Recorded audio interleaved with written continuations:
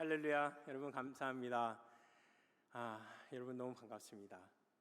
제가 7년 만에 한국을 방문하게 된, 물론 지난달에 잠깐 오긴 했지만 이렇게 불꽃교회 금요철에 말씀을 전하게 될 줄은 전혀 몰랐습니다. 근데 지난주에 공 목사님께서 저를 만나면서 금요철에 때 말씀을 전해달라고 하는데, 제가 금요철에서 하나님을 만난 사람이기에 그 부탁을 거절할 수가 없더라고요.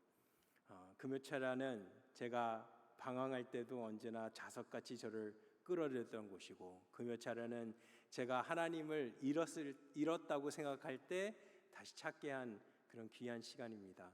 여러분들에게 똑같은 시간이라 저는 믿습니다. 그렇기에 여러분이 여기 오셨고 마스크를 하셔야함을 불구하고 이곳에서 찬양하며 기도하신 여러분을 보면서 제가 참 많은 감사를 하고 있습니다.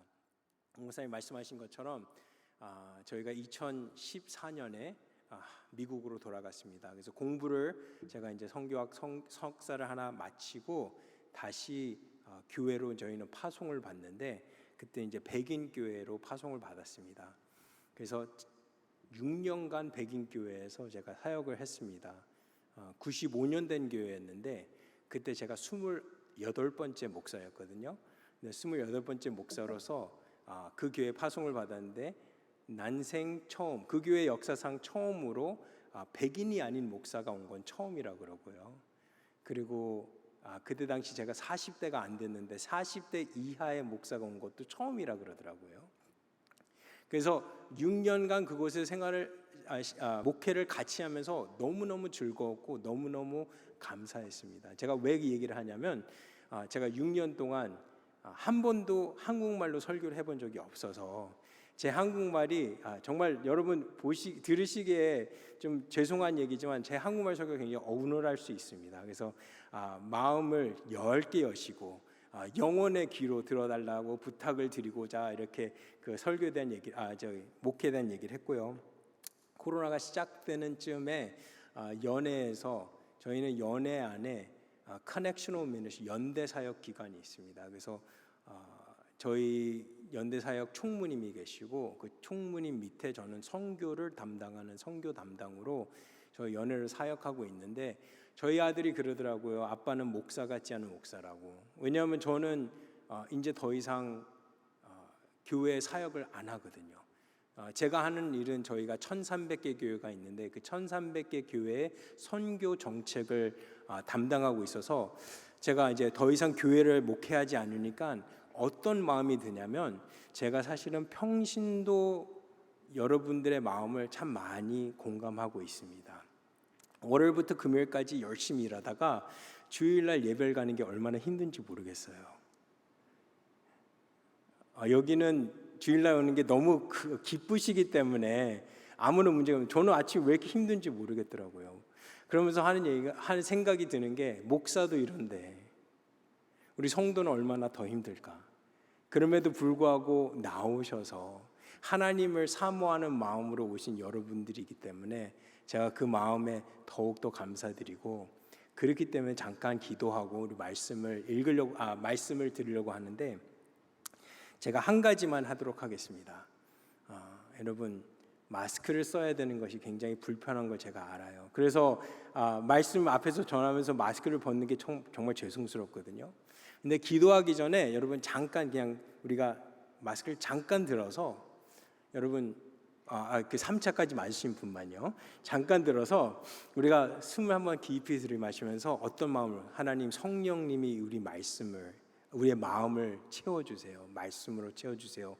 그런 마음으로 한번 깊이 들어 마시고 그 다음에 내쉬고 우리가 함께 기도하도록 하겠습니다.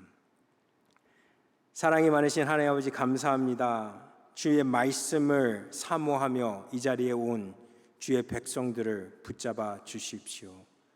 하나님, 우리가 이곳에 온 것은 주의 백성으로서 주님이 없이는 이 세상을 살아갈 수 없기에 그 마음을, 내 믿음을 다시 한번 붙잡기 위하여, 때로는 내 믿음이 흔들렸을지라도 나를 굳게 붙잡으신 하나님을 의지하여 이 자리에 나온 것을 주님 앞에 고백합니다. 하나님, 우리 성도 한 사람 한 사람의 마음을 주님 아시고 하나님, 그들의 믿음을 주님 보시는 줄 믿습니다. 하나님, 그 믿음을 주님 눈여겨 보여주시고 하나님, 그 믿음을 눈여겨 보실 때 하나님, 그 믿음으로 인하여 다른 사람들도, 하나님을 모르는 사람들도, 코로나에 인하여 지친 이들도, 또한 어려움을 덮고 내가 어려운 것을 아직 인지하지 못하는 이들에게 예수를 나누고 예수의 마음을 나눌 수 있는 우리가 되게 하여 주시옵소서. 우리의 힘으로 하지 못함을 고백합니다. 그러기에 주님이 필요합니다. 하나님, 성령이 필요합니다. 주님의 은혜가 필요합니다. 그 은혜를 오늘 다시 사모하며 그 은혜의 자리에 나왔사니 하나님, 그 은혜를 부어주시고 하나님 충만하게 하셔서 이 세상에 그 은혜가 우리의 삶을 통하여 넘쳐 흐르게 하여 주시옵소서. 주님의 말씀을 나누고자 합니다. 나의 입술의 모든 말과 나의 마음의 묵상이 주님께만 연락되기를 원하오니 하나님 영광 받아 주시옵소서. 이 모든 말씀 예수님 이름으로 기도했습니다. 아멘. 코로나 때문에 많이 힘드셨죠? 코로나 때문에 어렵다고 하지 않는 사람이 있다면 아마 거짓말일 겁니다. 코로나가 우리의 삶 가운데 미친 영향은 정말 저는 크다고 생각합니다. 우리 삶의 패턴이 변하고 우리가 생각하는 이 모든 가치관도 사실 변하고 실제로 우리 신앙의 자세와 신앙의 마음도 저는 변했으리라 믿습니다. 어떤 이들은 코로나를 지나면서 나 별로 어려운 게 없었어 라고 말씀하시는 분들도 계실 거예요.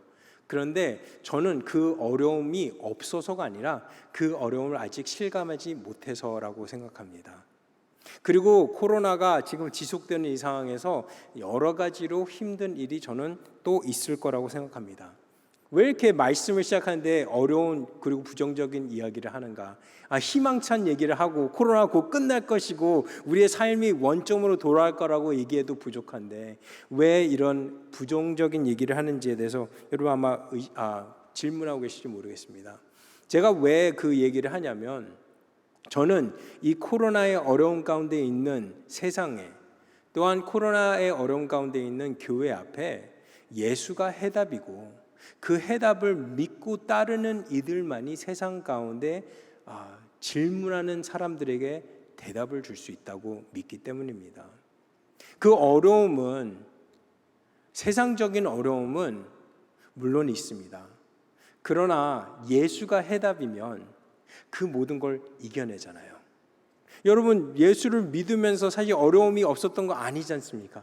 근데 여러분의 삶 가운데 지나다 보면 그리고 되돌아보니 예수로 인하여 그 해답, 예수님이 주시는 그 해답으로 그 모든 어려움을 이겨낸 걸 여러분 다 경험해서 이 자리에 오셨잖아요. 사실은 교회가 그 질문에 대답을 줘야 되는 시점이라 저는 생각합니다. 영적으로 더 피폐해가는 이 세상 가운데 사람들이 사실은 교회에 와서 그 대답을 찾으면 참 좋은데 이제는 교회로 그 대답을 찾으러 오는 사람들이 없는 세대가 될지도 모르겠습니다. 그럼 그 사람들이 교회로 찾지 않으면 방법이 어떤 방법이 있을까요? 우리가 찾아가야잖아요. 우리가 그 대답을 찾아가야 되는데 그 대답을 가지고 찾아가기 위해서는 우리가 먼저 대답해야 되는 질문이 있습니다. 내가 과연 그 대답을 가지고 있는가? 그래서 오늘의 말씀 마가복음 2장 1절부터 12절의 말씀을 통해서 그 대답을 한번 좀 구해보려고 합니다. 마가복음은 다른 복음서와 달리 사역으로 시작합니다. 누가복음, 마태복음은 예수님의 생애 또한 탄생 이렇게 시작하잖아요. 근데 마가복음은 1장 1절부터 예수의 사역이 이렇게 시작된지라. 그래서 마가복음 전체는 어떤 중점 상황을 두고 있냐면 예수님이 하나님의 나라를 이 세상 가운데 어떻게 나누셨는지 거기에 모든 중점이 포커스가 되어 있습니다. 그래서 그 하나님의 나라에 대해서 이야기하시는 예수님은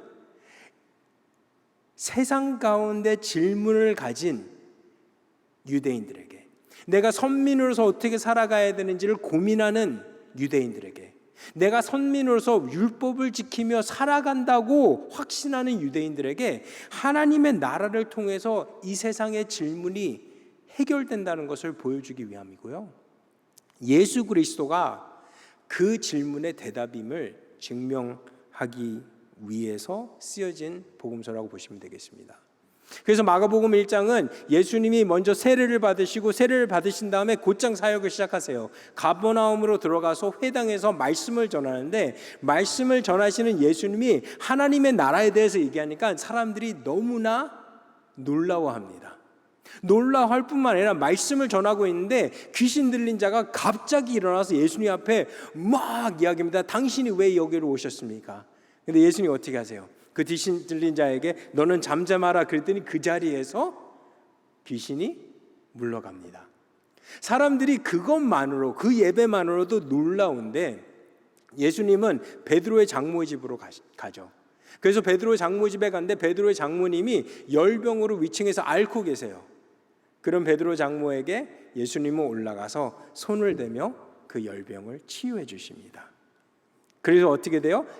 그 베드로의 장모가 내려와서 기쁜 마음으로 그날 저녁을 대접하는데 온 마을 사람들이 와서 예수를 찾습니다.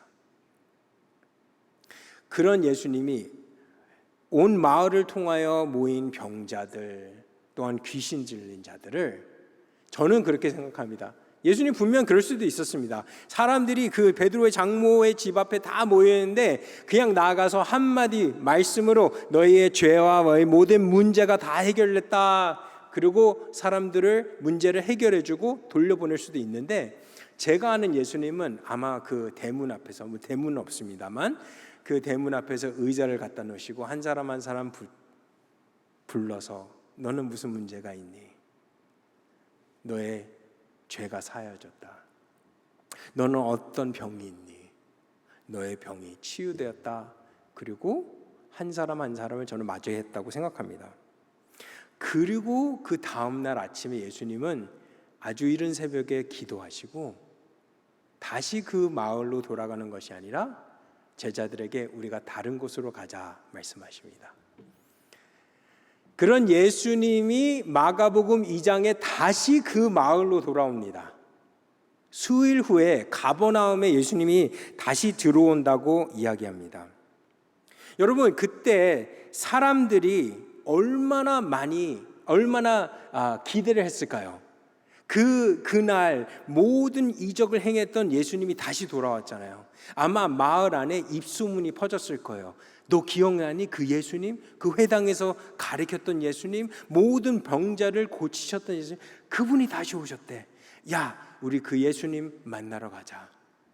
그래서 어디에 모였냐면 어떤 집에서 모든 사람들이 예수님을 둘러싸서 예수님이 가르치는 말씀들을 듣게 됩니다. 그래서 거기서 뭐라고 하냐면 예수님이 그들에게 도를 말씀하시더니, 도를 말씀한다는 건 뭐냐면 아까 얘기한 것처럼 하나님의 나라에 대한 질문, 대답, 이 세상의 질문 가운데 있는 고민하는 이들에게 하나님을 통해서 너의 모든 대답과 이 질문에 대한 해결 방법이 있다는 것을 알려주십니다.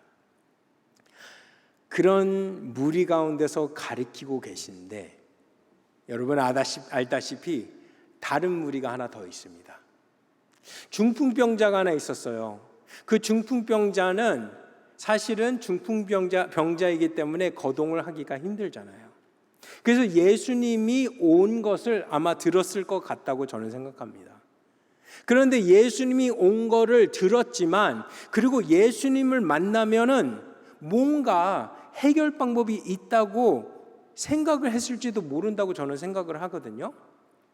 근데 그 중풍병자는 제가 생각할 때는 아마 예수님을 만나야 되겠다는 마음을 가졌지만 행동으로 옮기지 못한 사람이 아닐까라는 생각을 합니다. 왜 그런 마음을 제가 가지고 있냐면, 여러분 베데스다 연못의 이야기 기억하시죠? 베데스다 연못에 38년 동안 그 중풍병으로 있던 사람이 또 있었어요. 근데 베데스다 연못에 물이 천사가 내려와서 그 물을 흔들 때 가장 먼저 그 연못에 들어간 사람이 어떻게 돼요? 치유되잖아요. 그런데 예수님이 그 베데스다 연못을 가서 그 38년 된 중풍병자에게 너는 왜 그 물에 안 들어가니? 그랬더니 그 사람이 뭐라 그래요? 내가 들어갈 마음이 있어도 아무도 나를 도와주지 않고 나를 연못을 데려주는 사람이 없어서 내가 못 갔다라고 얘기합니다. 여러분, 그거와 똑같이 아마 이 중풍병자도 아마 그런 마음이 아니었나라는 저는 생각을 해요. 예수님이 왔다, 그리고 예수님을 통해서 분명 내 삶에 해결 방법이 생길 거라고 하는 마음이 있었을지라도 내가 갈 수 있는 방법이 없는데, 근데 아마 그와 똑같은 마음을 가졌던 친구들이 있었던 것 같습니다. 그 친구들이 그 중풍병자한테 갔을 것 같아요. 야, 예수님이 왔대. 그리고 예수님을 만나면 우리 친구인 이 중풍을 앓고 있는 우리 친구가 분명 뭔가 해결을 받을 수 있을 것 같아. 한 사람이 아니었던 것 같습니다. 여러 사람이었을 거예요. 물론 한 사람이 그런 이야기를 했을지 모르겠습니다. 우리 그 중풍병자 친구를 우리 예수님한테 데려가자 얘기하는 사람이 있었을 거예요. 그러나 그 얘기가, 그리고 그 꿈이 퍼지고 퍼져서 사실은 사람들이 그 중풍병자를 둘러싸서 예수님 앞에 오게 됩니다. 그래서 뭐라고 얘기하냐면 한 사람들이 한 중풍병자를 네 사람에게 메워가지고 예수께로 올세라고 되어 있습니다. 자, 여러분, 네 사람만 온 게 아니라 사실 하나의 무리가 왔다는 거예요. 사람들이. 영어로는 there was a group of people who brought, 여기까지만 하겠습니다. 자, 이 group of people는 네 사람보다 훨씬 더 많다라는 뜻이잖아요. 어떤 마음을 가졌냐면 예수님을 만나면 해결책이 있다라고 확신한 사람들이 모여서 네 사람이 대표해서 이 중풍병자를 들 것에 업고 예수님 앞에 찾아갑니다. 근데 무슨 일이 일어났어요? 예수님을 만나면 모든 것이 해결된 거라고 생각했는데 막상 예수님이 계신 그 집에 갔더니 어떻게 됐어요? 무리가 가득 예수님을 둘러싸서 그 앞으로 가지 못하는 겁니다. 무리가 어떻게 보면 벽이 돼 버렸어요. 근데 저는 그렇게 생각합니다. 그 무리들이 그 사람들이 이 중풍병자를 데리고 온 사람들의 마음에는 사실 좀 혼란함이 있지 않았나라는 생각이 듭니다. 아마 어떤 사람은 이랬을 거예요. 우리 그냥 밀고 들어갑시다. 저 같은 사람입니다. 계획도 없이 그냥 밀고 들어가자고. 사람들 그냥 막 제치고 들어가자. 그런 사람들도 있었을 것이고요. 우리 김인중 목사님이 앉아 계신, 제가 그랬거든요. 제가 야, 우리 그냥 밀고 가자. 그러면 김인중 목사님 안 돼요. 다른 방법을 생각하셔야 돼요. 그런 사람들이 있었을 겁니다. 아마 그 안에서는 아마 의견이 좀 분분했을 것 같아요. 우리가 사람들을 밀고 들어갈까, 아니면 다른 방법으로, 아니 여기서 진을 치면서 예수님이 끝나기를 기다릴까, 여러 가지 방법이 아마 그것에서 논의가 되지 않았나라는 생각합니다.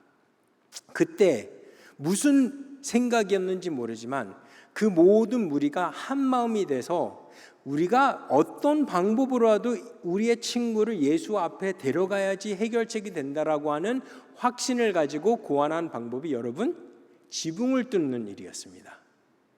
한 번이라도 여러분 생각해 보셨나요? 어떻게 지붕을 뚫었을까? 여러분 생각해 보셨습니까? 저는 그게 제일 궁금하더라고요. 어떻게 지붕을 뚫었을까? 그래서 일단은 좀 찾아봤더니 그때 당시 1세기에 이스라엘의 집들은 돌로 이제 지어져 있습니다. 근데 여러분 옆에 보시면은 이 돌로 지어져 있는데 이 집의 구조가 작기 때문에 지붕까지 활용을 했어야 됐거든요. 그래서 언제나 그 돌집 옆에는 계단이 있었습니다. 두 번째, 그 예수님이 계셨던 그 집은 지붕이 이렇게 생겼습니다. 기둥이 이렇게 있고, 그 다음에 나뭇가지와 볏짚으로 흙을 좀 사용해서 고정을 해서 그 지붕을 만들어 놨습니다. 그런 상태에서 여러분 이 네 친구가 한 가지로 단결이 됐습니다. 예수님 앞에 우리 친구를 데려가야 해결이 생긴다라는 그 전제하에 서로가 이 일을 위해서 협력하기 시작합니다. 여러분 생각해 보세요. 그 들것을 들고 계단을 올라가야 돼요. 그럼 어떻게 해야 되죠? 앞에 있는 사람은 낮추고 위에 있는 사람은 올리고 또 뒤에 있는 사람은 감독을 해야 되겠죠. 야야 조심해 올라가. 그 다음에 지붕을 올라갔어요. 지붕을 뚫어야 되잖아요. 그러면 한 팀은 지붕을 뚫기 시작하고 한 팀은 이 들것을 아래로 실어 내려가야 되잖아요. 그럼 어떻게 해요? 천을 구해야 되잖아요. 천을 구하든지 노끈. 그러면 한 사람은 다른 데를 돌아가면서 혹시 노끈 같은 게 있나 보았을 것이고, 또 어떤 사람은 자기의 겉옷을 찢어서 천을 연결하기 시작할 것이고, 어떤 사람은 아마 그 중풍병자 옆에서 좀만 기다려, 우리가 예수님한테 너를 데려갈게, 아마 안심시키는 사람도 있었을 겁니다. 그리고 지붕을 파기 시작합니다. 그리고 지붕이 열리면서 그 안에서 그 중풍병자를 내리게 되고, 그리고 예수님 앞에 이 친구를 이 친구가 예수님을 만나게 해줍니다. 그런데 예수님이 이 중풍병자를 봤을 때 처음 한 이야기가 여러분 뭔지 기억하시나요? 작은 자여, 내 죄가 사여졌다. 근데 저는 그 친구들의 관점에서 한번 생각해 보고 싶습니다. 이렇게 모든 것을 고생하며 예수님 앞에 내 친구를 데려갔더니 예수님이 중풍병을 고치는 게 아니라 뜬금없이 내 죄가 사여졌다 얘기합니다. 물론 우리의 입장에서는 중풍병을 고친 것보다 죄를 사함받는 것이 더 기쁜 일이잖아요. 그러나 그 당시에 그 친구들의 관점에서는 아마 그게 그렇게 중요하지 않았을 수도 있고, 어떻게 보면 거기까지 생각하지 못했을 수도 있다고 여러분 생각하셔야 될 겁니다. 그래서 내 죄를 사함을 받았다라고 하는 그 얘기를 들을 때 사실 그 친구들이 조금 황당해 했을 수도 있을 거예요. 근데 그걸 똑같이 비춰보면 여러분의 삶 가운데 여러분이 예수님 앞에 뭔가를 해결책을 구하기 위해서 왔는데 예수님 전혀 상상하지 않은 것을 주신 적이 있으십니까? 그때 당시에는 그렇게 중요하다 생각하지 않았는데 돌아보니 그게 그렇게 중요하고 내가 원한 것보다 더 큰 상이었다라고 하는 생각이 들어보신 적은 없으셨는지요? 저는 그때 당시의 상황이 아마 그러지 않았나라는 생각이 듭니다. 그러나 그걸 아시고 서기관들이 막 놀래하니까 예수님이 너의 상을 들고 일어나 걸어라 합니다. 자, 여기까지는 이 친구들의 얘기입니다. 근데 저는 돌아가서 예수님의 관점에서 이 이야기를 한번 풀어보려고 합니다. 예수님이 이 집에서 하나님의 말씀을 전합니다. 하나님의 나라에 대한 도를 전하고 있습니다. 그런데 어느 순간 어떤 일이냐면 지붕에서 먼지가 떨어지기 시작해요. 그리고 그 집의 구조를 보시면은 여러분 불빛이 없잖아요. 그러니까 불빛은 뭘 의지하냐면 그 옆에 창문에 나오는 불빛, 문에서 들어오는 불빛을 의지하고 있는데 갑자기 천장에서 불빛이 스며들어오고 있습니다. 그 집이 만약에 가득 차 있었다면 여러분 한바탕 소동이 있지 않았을까요? 아마 우리가 만약에 천정에서 먼지가 떨어지면 여러분 다 아마 나가셨을 거예요. 그죠? 그런데 그 집에서 먼지가 떨어짐에도 불구하고 그 안에 소동이 있었음에도 불구하고 제가 예수님이 어떻게 했는지 정확하게 모르겠지만 저는 예수님이 잠깐 기다려봐라 그랬을 것 같습니다. 사실은 예수님은 여러 가지 방법을 취하실 수 있었을 거예요. 예수님 아마 이미 그 중풍병자가 오는 것을 아시고 그리고 이 사람들이 지붕을 뚫고 내려오는 걸 아실 수도 있잖아요. 근데 예수님이 사용하고 있는 그 집이 예수님 때문에 파손이 되면 큰일 날 일일 수 있잖아요. 예수님 분명히 야, 저 나가봐라. 저 사람들 지붕에서 중풍병자를 데려오려고 하는데 나한테 그냥 오게 해. 내려오라고 해. 지붕 그만 뜯으라 말할 수도 있었을 겁니다. 아니면은 예수님 이미 그 사람의 중풍병자가 문제인 걸 아시고 지붕을 뚫기 전에 말씀으로 네 병이 다 나았다. 돌아가라. 그리고 그 중풍병자가 그 자리에 일어날 수도 있잖아요. 근데 왜 예수님은 기다렸었을까요? 왜 천정에 먼지가 툭툭툭 떨어지는 것, 사람들이 웅성웅성대고 놀라워하는 그 일을, 그리고 의아하고 아마 소동이 일어난 그 일을 자제하시며 그 중풍병을 들 것이 친구가 그 사람의 들 것이 내려오는 것을 예수님은 왜 기다리셨을까요? 여러분 그거에 대해서 한번 생각해 보신 적 있으신가요? 왜 예수님은 그걸 기다리셨을까요? 저는 그 해답이 마가복음 2장 4절에 있다고 생각합니다. 예수님이 말씀하신 그 말씀에 뭐라고 되어 있냐면 예수님이 그들의 믿음을 보시고라고 되어 있습니다. 예수님은 그 중풍병자의 친구들의 믿음을 보시고 싶지 않았나 저는 생각을 합니다. 어떻게까지 해서 이 친구를 내 앞에 데려올까? 그래서 예수님은 기다리셨을 수도 있어요. 그래서 저는 사실은 이 말씀을 어떻게 정리하고 싶냐면, 어떻게 보면 코로나 때문에 예수님을 둘러싼 무리가 벽처럼 느껴질 수 있다고 저는 생각합니다. 자, 여러분 이거는 제가 좀 점프를 했는데, 왜 점프를 했냐면 사실은 중풍병자를 들린 사람처럼 예수를 찾아가야지 하는 마음이 있음에도 행동하지 못하는 사람들이 있을 거예요. 그 사람들이 예수라는 해결책을 찾기에는 교회를 둘러싼 벽이 너무 견고할지도 모르겠습니다. 세상적으로는 예수를 둘러싼 벽이 교회라는 그 교회의 이미지 때문에 벽처럼 견고하게 쌓였을 수도 있습니다. 기독교인이라는 것이 더 이상 자랑스럽지 못한 시대를 저희가 살아가잖아요. 어쩌면 세상에 죄악이 무슨 견고한 진처럼 예수를 필요하는 사람들이 예수에게 오지 못하도록 큰 벽을 쌓은 것 같은 느낌이 있을 수도 있습니다. 그런데 지금 왜 하나님은 그 세상을 바꾸지 않을까요? 아마도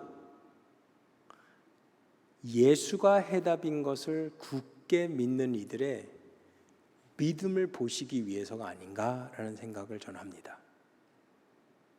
그 중풍병자를 둘러쌌던 친구들이 예수가 이 친구의 해답인 것을 확신하고 어떤 일을 통해서라도 어떤 위기와 어려움 앞에서도 서로 협력하고, 또한 서로가 일을 분담하며, 그리고 지붕을 뚫는 일까지 불사하는 그들의 믿음, 그 믿음이 하나님의 부르심을 받은 우리가 어떻게 보면 예수님 앞에, 하나님 앞에 보여야 하는 믿음이 아닌가라는 생각을 저는 합니다. 그리고 그 믿음을 아마 하나님이 기다리고 계시지 않나라는 생각을 저는 하고 있어요. 내 믿음이 하나님 앞에 어떻게 보여지나, 여러분 질문하신 적이 있으신가요? 지금 내 믿음은 어떤가? 우리는 내 믿음이 하나님 앞에 보여지는 것이 참 부끄러울 때가 많다고 생각할 때가 있을 거라고 저는 생각합니다. 생각합니다. 너무 많이 했네요. 왜냐하면 자신이 없을 때가 있잖아요. 그런데 여러분 생각해 보세요. 하나님이 우리의 믿음을 보는 것은 우리가 어떻게 신앙생활을 하는 것을 보는 것이 아니잖아요. 왜? 하나님의 은혜로 모든 것이 족하다면 우리가 신앙생활을 어떻게 하든지 사실은 하나님의 눈에는 큰 차이가 없다고 저는 생각합니다. 그런데 왜 신앙생활에 의지하고 왜 신앙생활에 매진해야 되냐면, 내가 하나님을 아는 믿음을 잊지 않기 위해서입니다. 내가 하나님을 아는 믿음을 끝까지 붙잡기 위해서입니다. 왜냐하면 붙잡지 않으면, 하나님 앞에 기도하며 나아가지 않으면, 찬송하며 나아가지 않으면 사실 너무나 쉽게 놓칠 수가 있잖아요. 여러분, 금요철에 온 것도 아마 그런 마음으로 오셨으리라 저는 믿습니다. 내가 금요철에 와야 하나님이 내 믿음을 보시는 게 아니라, 내 믿음은 이미 있지만 내가 그 믿음을 붙잡고 살기를 위해서 노력하는 모습을 하나님 앞에 보여주기 위해서. 그래서 내 믿음을 보셨을 때 내가 뭘 해서가 아니라 그 믿음을 매일매일 의지하는 삶을 살기 때문에 하나님이 기뻐하시는 거라 저는 생각합니다. 우리가 그 믿음을 붙잡고 나아가고, 그 믿음이 사실은 오늘 오신 분들부터 견고하게 쓴다면 하나님이 우리의 믿음을 보시고 하나님이 역사하지 않을까라고 하는 확신을 가져야 될 것이라고 저는 생각합니다. 우리가 성령 충만을 받는다는 건 뭘까요? 성령 충만을 받는다는 것은 성령의 충만함으로 인해서 막 은사를 가지고 사역을 하자는 게 아닙니다. 사실은 성령 충만을 받아야 되는 이유는 우리가 세상 가운데 구별된 사람으로 살아가기 위함입니다. 이번 주일도 공성 목사님께서 설교하셨잖아요. 신명기 14장 2절의 말씀에서 너는 너의 하나님의 성민이라, 하나님께서 지상 만민 중에 너를 택하여 자기의 기업의 백성을 삼으셨느니라 라고 했습니다. 근데 저는 개역개정이 좀 어려워요. 그래서 표준세 번역으로 다시 한번 읽어보겠습니다. 너희는 주 하나님의 거룩한 백성이다. 주께서 땅 위에 있는 많은 백성 가운데서 너희를 선택하여 당신의 귀중한 백성으로 삼으셨다. 당신의 귀중한 백성으로 삼으셨다는 건 영어로 뭐라고 하냐면 treasured possession이라고 합니다. treasured possession은 여러분 알다시피 treasure는 내가 보물처럼 귀히 간직하는 것, 그리고 possession은 나의 소유입니다. 그걸 한국말로 하면 기업인데요, 여호와의 기업이라고 하죠. 이게 무슨 뜻이냐면 하나님이 우리를 너무 귀히 여기셔서 예수 그리스도의 피값을 우리를 사셨잖아요. 그렇기 때문에 우리는 구별된 삶을 산 하나님의 택하신 백성이란 뜻이죠.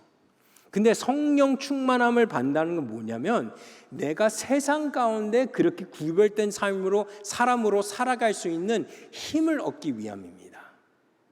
성령 충만을 받아서 내 삶의 문제가 해결되는 건 아니잖아요. 성령 충만함을 받아서 내 삶의 모든 문제가 해결되면 여러분 성령 충만함을 받은 모든 여러분들이 아무런 문제가 없어야 되잖아요. 근데 성령 충만 받아도 문제 생기죠. 성령 충만함은 내 문제를 해결하기 위한 도구가 아닙니다. 성령 충만은 이 세상 가운데 하나님의 백성으로 구별되게 살아가기 위한 도구이고, 그렇게 구별되게 살아가고 매일매일 하나님을 의지하다 보면 어떤 일이 일어나냐면 하나님 앞에 우리의 믿음을 보여줄 수 있는 뿐만 아니라 세상 앞에 우리의 믿음을 보여줄 수 있게 된다는 거죠. 내 믿음이 하나님뿐만 아니라 세상 가운데 보여지기 위해서는 나부터 시작해야 되는 것입니다. 심리학자인 칼 로저스는 이런 얘기를 했습니다. What is most personal is most universal.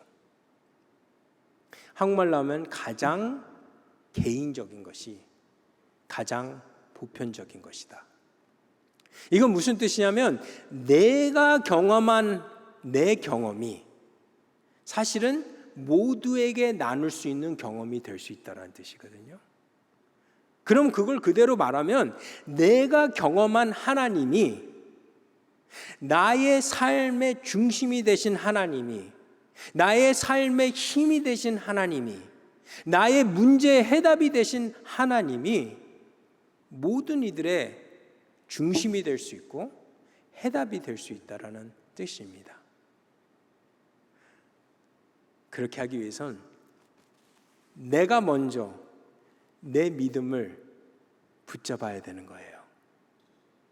여러분 앉은 한 분 한 분이 그동안 여러분 살아가시면서 하나님을 경험한 그 경험을, 그 믿음을 다시 한번 붙잡으시면 되는 겁니다. 근데 홀로 우리가 그 믿음을 붙잡을 수 있으면 얼마나 좋아요. 그죠? 그러면 사실은 유튜브 보면서 교회 안 나와도 됩니다. 그게 가능하면. 근데 제가 아까 말한 것처럼 목사가 아닌 성도로서 유튜브를 보면서 예배를 드리니까 그게 잘 안 되더라고요.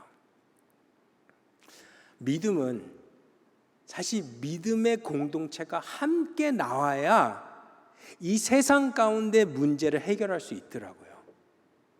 믿음의 공동체가 물론 나의 문제의 해답뿐만 아니라 사실은 예수에게 아직 오지 못하는 이들의 문제까지 감당해야 되잖아요. 근데 그 감당은 혼자서는 잘 안 되더라고요. 그래서 어떻게 보면은 내 믿음을 굳게 붙잡은 이들이 모인 이 교회 공동체가 그 중풍병자를 향하여 다가갔던 그 무리들처럼, 그리고 그 4명의 친구처럼 그 중풍병자처럼 고민하며 문제 해결을 찾고 있는 이들을 찾아가야 되는 것입니다. 어떤 이는 아마 찾아가는데 별 어려움이 없는 사람이 있을 거예요. 저 같은 그냥 아무 생각 없이 그냥 찾아가는 거예요. 근데 정작 방법이 없을 수도 있어요. 어떤 사람은 어떻게 하면 이 사람을 데려올까, 예수 앞으로, 교회가 아니라 예수 앞으로 데려올까 방법이 있는 분들도 계실 겁니다. 그러나 용기가 없을 수도 있어요. 어떤 이들은 무리가 벽처럼 예수를 둘러싸고 있을 때 그걸 보고 포기하는 사람이 있을지도 모르겠습니다. 그러나 반대로 어떤 이는 그 옆에 있는 계단을 보고 야, 우리 계단을 한번 다 같이 올라가서 지붕을 뚫어보자 이야기하는 이들도 있을 겁니다. 그처럼 교회의 공동체 안에는 예수를 믿는 믿음을 가진 이들이 다양한 은사를 가지고 서로 협력해서 뭘 이뤄가야 되냐면 하나님과 단절된 사람들이 하나님 앞으로 나오는 일에 협력해야 되는 겁니다. 그때 하나님이 그들의 믿음을 보시고 그들이 원하는 것보다 더 많은 것을 주신 것뿐만 아니라 여기 마지막에 아무도 보지 못한, 아무도 생각하지 못한 치유의 기적도 일어나는 것을 여러분이 경험하셨잖아요. 보셨잖아요. 믿잖아요. 그럼 그 믿음대로 이제는 나가야 될 때라고 생각합니다. 제가 지금 연애 사역을 하면서 참석하고 있는 교회가 있습니다. 출석하는 교회죠. 그 출석하는 교회에 모토가 있습니다. We are a roof digging church. roof digging church는 지붕을 파는 교회라는 뜻이죠. 그 사람들의 비전은 여기에 모인 이들이 지붕을 뚫는 한이 있더라도 협력해서 예수를 모르는 이들이 예수를 만나게 하는 일에 전심하는 교회라는 뜻으로 Roof Digging Church라고 이야기합니다. 저는 불꽃교회가 그런 Roof Digging Church가 되기를 간절히 기도합니다. 여기에 모이신 분들이 이미 하나님의 믿음을 붙잡고 있잖아요. 여기에 모이신 분들이 예수가 나의 삶의 참 해답인 걸 굳게 믿고 계시잖아요. 그럼 이제 모이신 분들이 협력하여 중풍병자를 예수 앞에 데려간 친구들처럼 이 세상 가운데 예수를 만나야 해답을 얻는 이들에게 그 친구가 되어주기를 저는 간절히 부탁드리고 싶습니다. 왜냐하면 세상이 변해도 한 가지 변하지 않는 것은 세상은 하나님을 필요로 하기 때문입니다. 그리고 이 어지러운 세상에 단 하나의 해답은 예수 그리스도이기 때문입니다. 우리 함께 기도하시도록 하겠습니다.